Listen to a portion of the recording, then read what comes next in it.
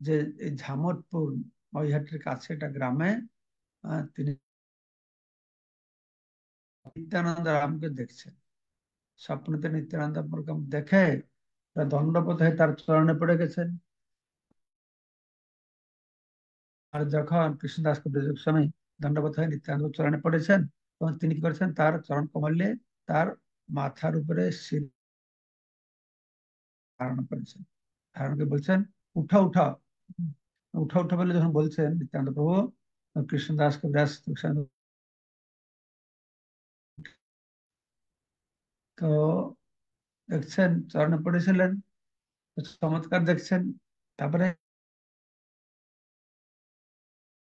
প্রভু অঙ্গের কথা বর্ণনা করছেন, তার অঙ্গ অবয়বের কথা, তার বস্ত্র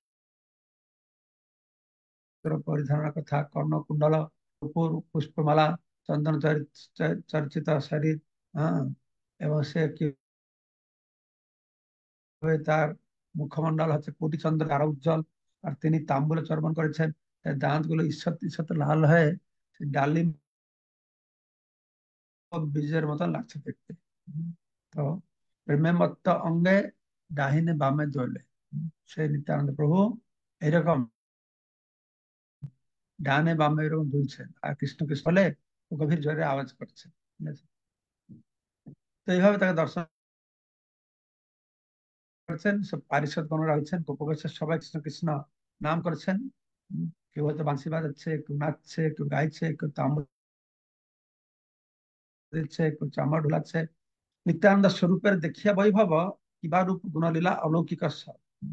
আনন্দে বলল, আমি কিছু নাহি জানি, তবে হাসে প্রভু মরে কহিলেন না বাণী। আমি আনন্দ অত্যন্ত বিহ্বল হয়ে পড়েছিলাম। কৃষ্ণদাস না করহ ভয়, বৃন্দাবন যাহা তাহা সর্বলভ্য হয়। হে কৃষ্ণদাস, তুমি কোনো ভয় করো না, তুমি বৃন্দাবনে যাও, সেখানে গিয়ে তোমার সবকিছু লাভ হবে। এইভাবে হাতে ঈশ্বর দিয়েছেন। তারপর নিত্যান্ত অন্তর্ধান হয়ে গেছেন। অন্তর্ধান হয়ে গেছেন, মূর্ছিত হয়ে আমি পড়িনি ভূমিতে। তখন স্বপ্ন দেখছেন যে মুহায় পড়ে গেছেন, আর শেষেও তার স্বপ্নটা ভেঙে গেছে। আর তখন সকাল হয়ে গেছে। সকাল হয়ে চিন্তা করছেন, কি ব্যাপার, কি দেখলাম। তো আমাকে নির্দেশ দিলেন বৃন্দাবনে যাওয়ার জন্য। হম, তো আমি এক্ষুনি বৃন্দাবনে প্রভুর কৃপাতে সুখে আইনু বৃন্দাবন। তারপরে নিত্যানন্দ প্রভুর কৃপাতে কৃষ্ণদাস বলছেন যে আমি খুব আহ সহজে, আনন্দে এসে বৃন্দাবনে পৌঁছলাম। জয় জয় নিত্যানন্দ, নিত্যানন্দ রাম, যাহার কৃপাতে পাইন বৃন্দাবন ধাম। তো নিত্যানন্দ বলরামের জয় হোক, যার কৃপায় আমি বৃন্দাবন ধাম আশ্রয় লাভ করলাম। জয় জয় নিত্যানন্দ, জয় কৃপাময়, যাহা হইতে কৃপাতে বৃন্দাবনে পেলাম, নিত্যানন্দ কৃপায় রূপ গোস্বামী সনাতন গোস্বামী আশ্রয় লাভ করলাম। তার কৃপাতে কি পেলাম, যাহা হইতে পাইনু রঘুনাথ মহাশয়, যাহা হইতে পাইনু শ্রী স্বরূপ আশ্রয়। তার কৃপায় রঘুনাথ দাস গোস্বামী, স্বরূপ দামোদর গোস্বামীকে আশ্রয় লাভ করল। কেউ যদি শ্রী শ্রী রাধা কৃষ্ণের সেবায় দক্ষতা লাভ করতে চান, ছিল স্বরূপ দামোদর গোস্বামী, শ্রীলামী, ছিল সনাতন গোস্বামী এবং শ্রী রঘুনাথ দাস গোস্বামীর কৃপা আকাঙ্ক্ষা করতে হবে। রাধা কৃষ্ণ কৃপা পাবে।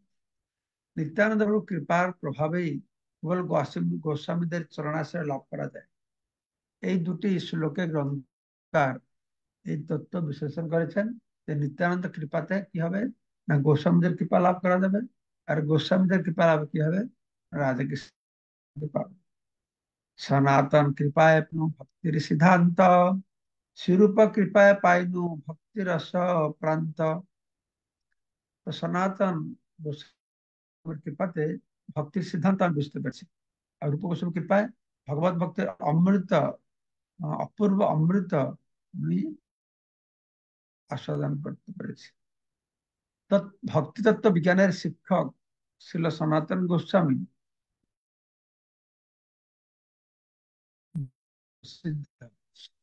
কেউ যদি ভগবত ভক্ত ভগবত ভক্তি জানতে চান, তাহলে এই গ্রন্থটি, বৃহৎ ভাগবতামৃত গ্রন্থ আছে, সেখানে দুটো স্টোরি, হ্যাঁ, বর্ণনা করেছেন। একটা লীলাতে সে বর্ণনা করা হয়েছে, এবং আরেকটি হলো গোলক বৃন্দাবন যে কিভাবে শ্রেষ্ঠ, ভগবান কৃষ্ণ যে শ্রেষ্ঠ বর্ণনা করা হয়েছে। তো সনাতন গোস্বামী দশম টিপ্পনী নামক শ্রীমদ ভাগবত দশম স্কন্ধের বিশেষ মন্ডলে যে তা পাঠ করে শ্রীকৃষ্ণের মাধুর্য লীলার মাহাত্ম্য গম্ভীর ভাবে করা যায়। ছিল সনাতন গোস্বামীর আরেকটি গ্রন্থ হচ্ছে হরিভক্তি বিলাস। এই গ্রন্থটিতে বৈষ্ণব সম্প্রদায়ের গৃহস্থ ব্রহ্মচারী বানপ্রস্থ সন্ন্যাসীদের অনুসরণীয় বিধি নিষেধগুলি সবিস্তার বর্ণনা করা হয়েছে। এই গ্রন্থটি বিশেষ করে বৈষ্ণব গৃহস্থের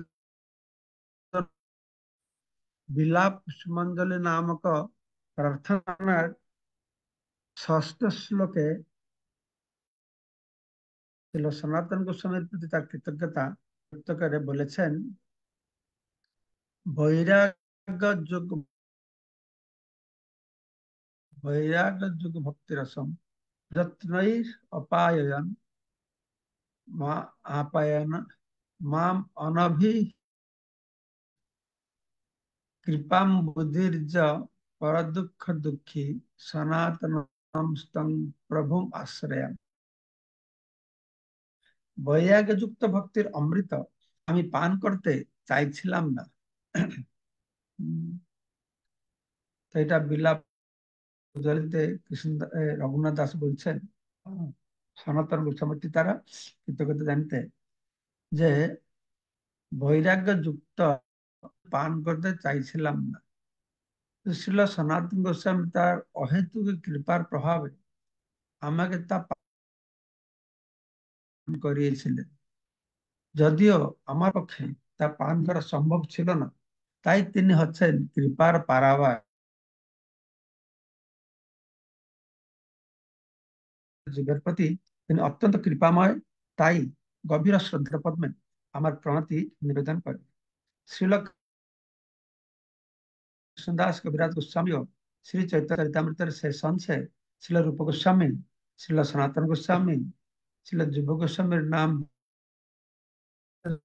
পরম পূজন্য গুরুত্রয়, সেই সঙ্গে ছিল রঘুনাথ দাস গোস্বামীর শ্রী পাদপদ্মে ষষ্ঠ প্রণতি নিবেদন করেছেন। শ্রীল রঘুনাথ গোস্বামী শ্রীল সনাতন গোস্বামীকে ভগবত ভক্তি বিজ্ঞানের আচার্য রূপে স্বীকার করেছিলেন। শ্রীল রূপ গোস্বামীকে বলা হয় ভক্তি রসাচার্য, অর্থাৎ ভগবত ভক্তির উপর রসের আচার্য। তার প্রসিদ্ধ গ্রন্থ ভক্তি রসামৃত সিন্ধু গ্রন্থে সিন্ধু হচ্ছে ভগবত ভক্তির বিজ্ঞান, ও এই গ্রন্থটি পাঠ করে ভগবত ভক্তি সম্বন্ধে অবগত হওয়া যায়। আর তার একটি প্রসিদ্ধ গ্রন্থ আছে উজ্জ্বল নীলমণি। এই গ্রন্থটিতে তিনি শ্রী রাধা কৃষ্ণ লীলাবিলাসের তত্ত্ব সবিস্তারে বিশ্লেষণ করেছেন। জয় জয় নিত্যানন্দ চরণারবিন্দ, যাহা হইতে পাইনু শ্রী রাধা গোবিন্দ। শ্রী নরোত্তম দাস ঠাকুর মহাশয় তার প্রার্থনা করেছেন, আর কবে নিত্যাই চাঁদের করুণা হইবে, সংসার বাসনা মোর কবে তুচ্ছ। শ্রী নরোত্তম দাস ঠাকুর সব স্পষ্টভাবে বুঝিয়ে দিয়েছেন যে জড় বিষয় বাসনা থেকে মুক্ত হয় মন শুদ্ধ হওয়া না হওয়া পর্যন্ত শ্রীকৃষ্ণের ধাম বৃন্দাবন যথাযথ দর্শন করা যায় না। তিনি আরো বলেছেন,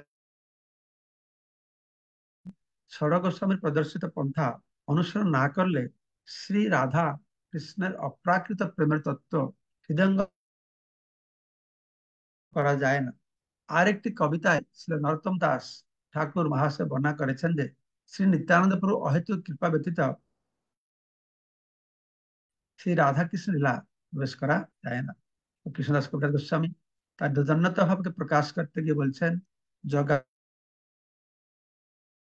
মাধাই হইতে হে মুই সে পাপিষ্ঠ, পুরীশের কীট হইতে মুই সে লঘিষ্ঠ, মোর নাম শুনে যে তার পুণ্য ক্ষয়, মোর নাম লয়ে যেই তার পাপ হয়। যে আমার নাম শোনে, আমি পুরুষের কীট থেকেও ঘৃণ্য, যে আমার নাম শুনবে তার পুণ্য ক্ষয় হয়ে যাবে, আর যে আমার নাম নেবে তার পাপ হয়ে যাবে। এমন নির্ঘুণ্য মোরে কেবা কৃপা করে, এক নিত্যানন্দ বিনু জগত ভিতরে। এইরকম আমি একজন ঘৃণ্য ব্যক্তি, আহ, যে নিত্যানন্দ প্রভু এসে আমাকে কৃপা করেছেন। মত্ত নিত্যানন্দ কৃপা তার, উত্তম অধম কিছু না করে বিচার। নিত্যানন্দ প্রভু কোনো কিছু বিচার করে না, কে যোগ্য অযোগ্য তিনি বিচার করেন। যারে হ্যাঁ, দেখে তারা দিয়ে কৃষ্ণ প্রেমধন, সবাইকে তিনি কৃষ্ণ প্রেম প্রদান করেন। যে পড়ে তারে করে নিষ্ঠা, সে যোগ্য অযোগ্য বিচার না করে, সে উত্তম অধম মধ্যম বিচার না করে, যাকে সামনে উদ্ধার করে। অতএব নিস্তারিলা ভয়ন দুরাচার। তো কৃষ্ণদাস কবিরাজ গোস্বামী নিজের ধন্য ভাব প্রকাশ করে বলছেন, উদ্ধার করেছেন। মোহ পাপিষ্টি আনিলেন শ্রী বৃন্দাবন, মোহন অধম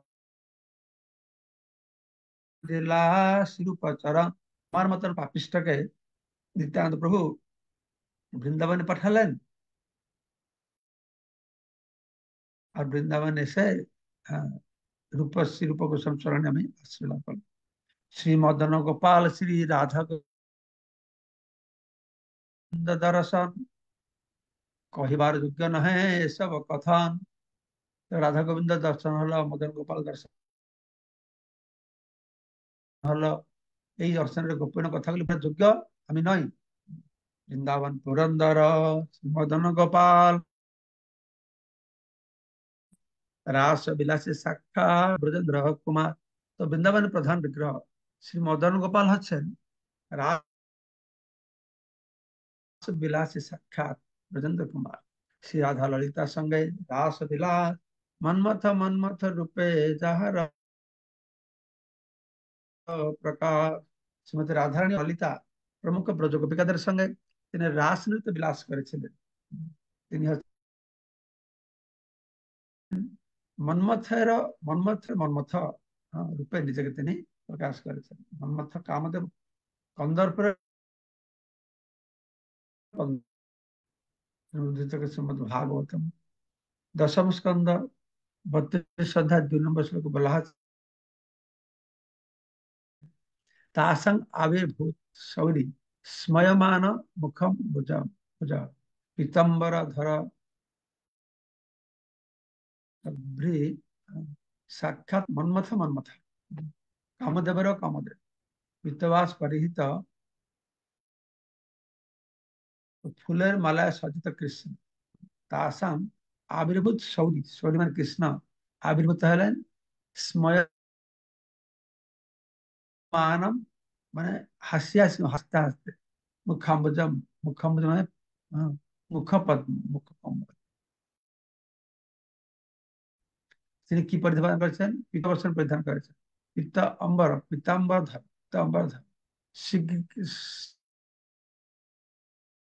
শ্রীগি ফুলের মালায় বসে আছেন, সাক্ষাৎ মন্মথ। তো তাকে আমাদের মনে করে আকর্ষণ, দুই পাশে রাধা ললিতা করে না সেবন, তার দেবী তার সেবা করছেন, এবং তিনি স্বীয় মাধুর্যে সকলের হৃদয়কে আকর্ষণ করছেন।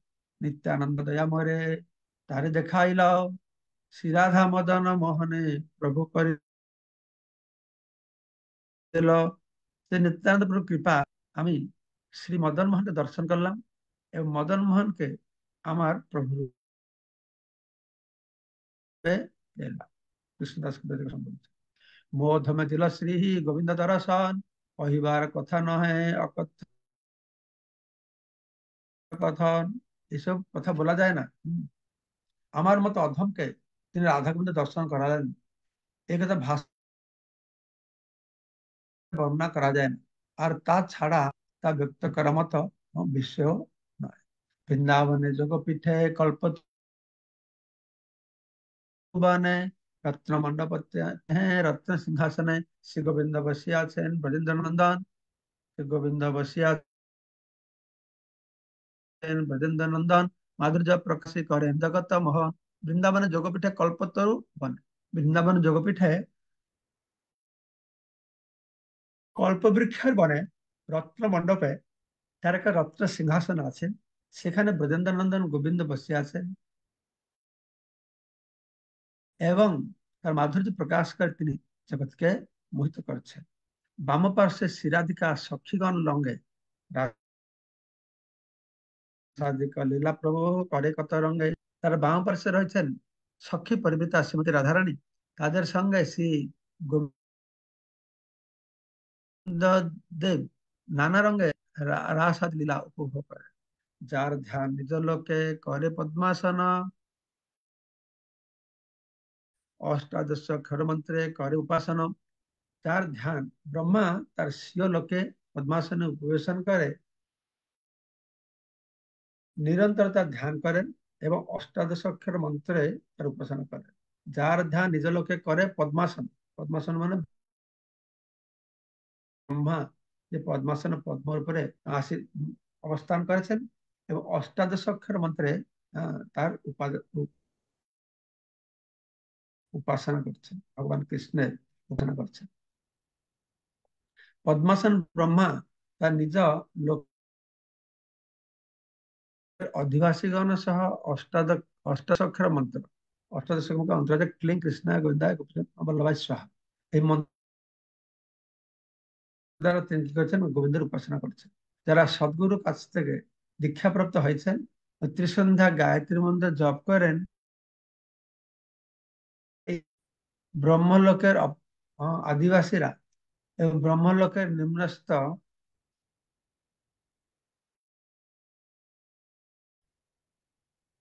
ব্রহ্মলোকের নিম্নস্থ লোকের অধিবাসীরা এই মন্ত্র ধ্যান করার মাধ্যমে গোবিন্দের উপাসনা করে। ধ্যান ও কীর্তনের মধ্যে কোনো পার্থক্য নাই, কিন্তু এই যুগে এই গ্রন্থের মানুষদের পক্ষে ধ্যান করা, এই গ্রহের মানুষদের পক্ষে ধ্যান করা সম্ভব নয়। এই উত্তরে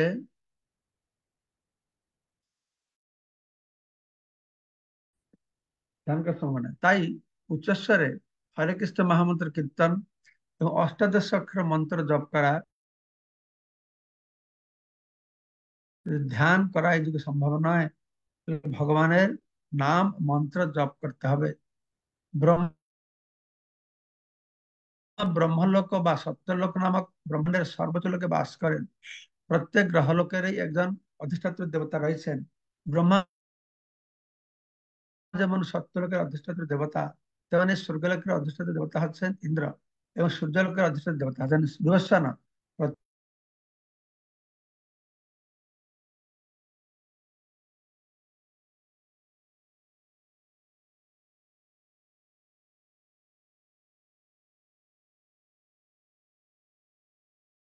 অধিষ্ঠাত্র দেব এবং সবে করে ধান বৈকুণ্ঠাদিপুরে যার লীলা গুণ গান। যার মাধুরীতে লক্ষ্মী আকর্ষণ রূপ গোসাই করিয়াছে সে রূপ দর্শন। তো যার রূপ মাধুরী লক্ষ্মী আকর্ষণ, যার মাধুরীতে লক্ষ্মী আকৃষ্ট হন, সেই রূপের বর্ণনা ছিল রূপ গোস্বামী। তো 223 নম্বর শ্লোক আগামীকালকে আমরা শ্রবণ করব। জয় শ্রী প্রভুপাদ।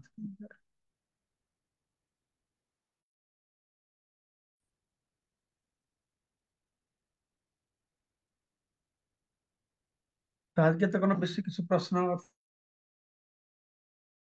কথা না হয়, খুব সরল কথা লেখা আছে, যদি কারো কিছু বলার থাকে বলতে পারেন।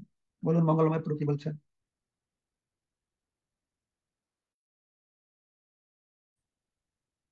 আসলে ভারতের সময় অস্ট্রেলিয়ার সময় 4.5 ঘন্টা 5 ঘন্টা ফরক। এখানে আমরা সকালে উঠি 4টায়, তার মানে রাত্রি 12টা ইন্ডিয়াতে। সেই জন্য এই ক্লাস ক্লাস তারপরে খুব ঘুম লাগে। তো বলুন এক একজন করে কি প্রশ্ন বা কিছু বলার যদি থাকে। মঙ্গলময় প্রভু বলুন। অনমিউট করছো? সুধাময় প্রভু অনমিউট করুন তো। হরে কৃষ্ণ মহারাজ, প্রণাম ধন্যবাদ মহারাজ। এই মঙ্গলময় প্রভু বলুন। হ্যাঁ মহারাজ, বলছি মহারাজ। মহারাজ, এই যখন পঞ্চরাত্রি দীক্ষা হবে তখন কি এই মন্ত্র দেওয়া হবে? ক্লেম কৃষ্ণায় গোবিন্দায় গোপীজন বল্লভায় সাহা।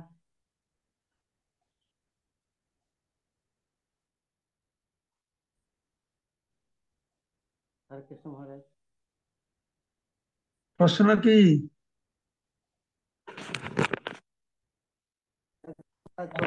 কিছু শোনা যায় না তো। হরে কৃষ্ণ মহারাজ, প্রণাম। মহারাজ, যখন প্রণাম।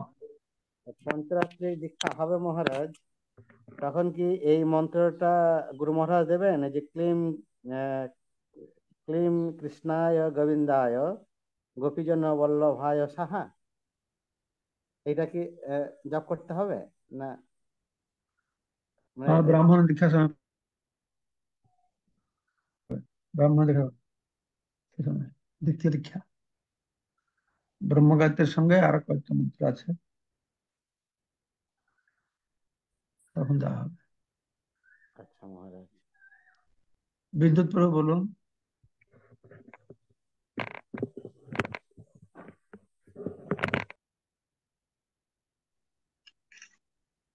হরে কৃষ্ণ, ধন্যবাদ, প্রণাম মহারাজ। আপনার শ্রীচরণে আজকে শুভ তিথি, আমাদের আশীর্বাদ করবেন যাতে আমরা কৃষ্ণ ভক্তি যাপন করতে পারি।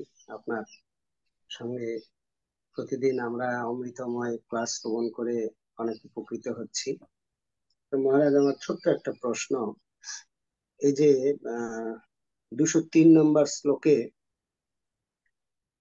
এই শ্লোকের প্রথম যে এখানে একটা শ্লোক উচ্চারণ আছে, শ্রীল সনাতন গোস্বামীর প্রতি কৃতজ্ঞতা ব্যক্ত করে বিলাপ কুসুমাঞ্জলির ইয়ে থেকে দেওয়া হয়েছে, বৈরাগ্যযুক্ত ভক্তি। এই বৈরাগ্যযুক্ত ভক্তিটা আসলে কি, এটাই কি জড় কামনা বাসনা থেকে মুক্ত হয়ে ভগবানের সেবা করা, এরকম কিছু? জড় সেবা করা কি? মহারাজ, মানে বৈরাগ্যযুক্ত ভক্তি বলতে অ্যাকচুয়ালি কি বোঝাচ্ছে? আমি যা বুঝি, কৃষ্ণ ভক্তি আনন্দ পেলে ভৌতিক বস্তু প্রতি বৈরাগ্য আসবে, সেই প্রকারের ভক্তি। হুম, মানে সম্পূর্ণরূপে কৃষ্ণ ভক্তি তো আনন্দ, এরকম নয় জড় জগৎ প্রতি আসক্ত আছে, একটু কৃষ্ণ ভক্তি করছে এরকম নয়, শুদ্ধ ভক্তি। আচ্ছা আচ্ছা ভক্তি তো মহারাজ। লক্ষণ রেশানুভব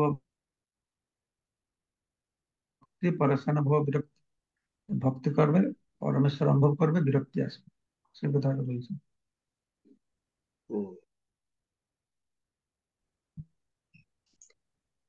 ঠিক আছে মহারাজ। মহারাজ আমাদের আশীর্বাদ করবেন। হরে কৃষ্ণ, ধন্যবাদ, প্রণাম আপনার শ্রীচরণে। হ্যাঁ, আমরা সবাই ভগবানকে প্রার্থনা করবো, ভগবান সবাইকে আমাদের আশীর্বাদ করেন, আমরা যেন বুঝতে পেরে আস্তে আস্তে ওনার কথা উপলব্ধি হৃদয় করতে পারি। সুধাময় গোবিন্দ প্রভু। হরে কৃষ্ণ। শক্তিমান গোবিন্দ প্রভু বলুন। মহারাজ, আপনার শ্রীচরণে শক্তিমান। ধন্যবাদ প্রণাম। মহারাজ, এই 293 শ্লোকের শ্লোকার্থে বলা আছে, তিনি মন্মথ রূপে নিজেকে প্রকাশ করেছেন। এই মন্মথ রূপে ঠিক পাইনি মহারাজ, অর্থটা বুঝতে পারিনি।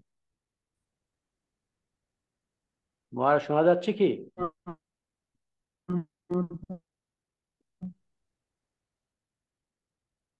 নেটওয়ার্ক খারাপ আছে মনে হচ্ছে, আমি শুনতে পাচ্ছি না। মহারাজের নেট একটু বেশি স্লো।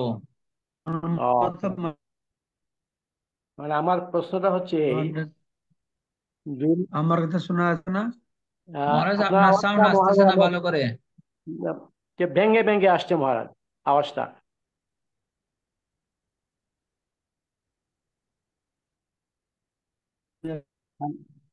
আমার প্রশ্নটা হচ্ছে এই, যে 213 নম্বর শ্লোকে রয়েছে শ্লোকার্থে যে মন্মথের মন্মথ রূপে নিজেকে প্রকাশ করে। মন্মথের মন্মথ রূপে এই শব্দার্থটা কি মহারাজ, যদি একটু কৃপা করে বলেন। 200 কত? 213। মন্মথ মন্মথ মন্মথ মানে কামদেব। আচ্ছা আচ্ছা। কামদেবের মাধ্যমে সবার মধ্যে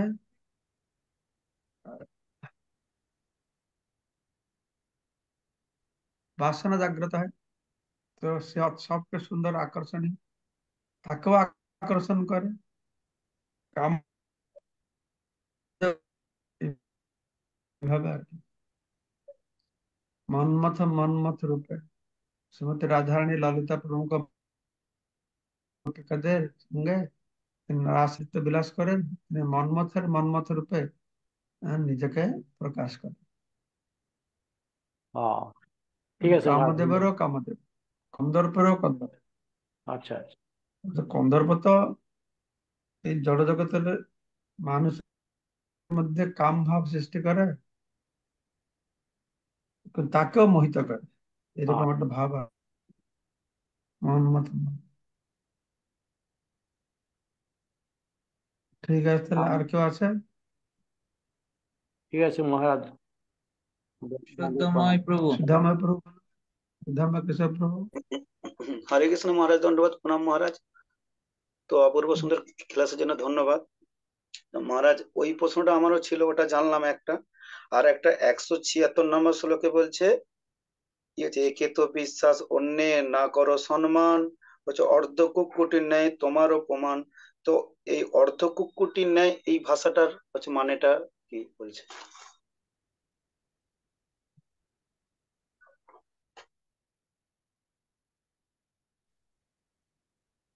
এই যে কে মুরগি, মুরগি অর্ধ কুকুরটা বলে আমি ডিমটা চাই মুখটা চাই না, এরকম একটা কেবল অর্ধ কুকুরটা। তাহলে তুমি কি করবে? ডিমটা যে সে কুকুরটাকে আর পাবে? দুটোকে ভালোবাসতে হবে, মুখটাকে ভালোবাসতে হবে, পিছনটাকে ভালোবাসতে হবে। এই অর্ধ কুকুরটা একটা শরীরে নিত্যানন্দ গৌরাঙ্গ, সে হাফ ভালোবাসছে, হাফ ভালোবাসছে, এটা অর্ধ কুকুরটা নেওয়া হলো, তাই না? হাফ মানবে আর হাফ মানবে, অর্ধ কুকুরটা নেওয়া হলো, তাই না? হ্যাঁ মহারাজ, ঠিক সুধাময় ঠিক। প্রভু। আর একটা মহারাজ, আর একটা জানার ছিল। তো গৌরীনাথ প্রভু। হরে কৃষ্ণ মহারাজ, আর একটা প্রশ্ন ছিল। বলছি ওই যখন ভাগবত পাঠ হচ্ছিল তখন রোমহর্ষণ প্রভু তো ভাগবত পাঠ দিচ্ছিল, আর সেখানে হচ্ছে গুণার্ণব ছিল, আর মিনকেতন রামদাস তো আহ আহ, হচ্ছে গুণার্ণবের প্রতি রাগ করলো, কিন্তু রোমহর্ষণের প্রতি তো কোনো কিছু মনে করলো না যখন বলদেব ভগবান এলো। তো এটার দ্বারা কি বোঝাতে চাইছে যে অ্যাকচুয়ালি যে ভগবত পাঠ দেয় তখন কি ভগবান স্বয়ং এলে তার সে চুপচাপ, মানে সে কি চুপচাপ বসে থাকাই উচিত, নাকি এটার দ্বারা কি শিখবো আমরা?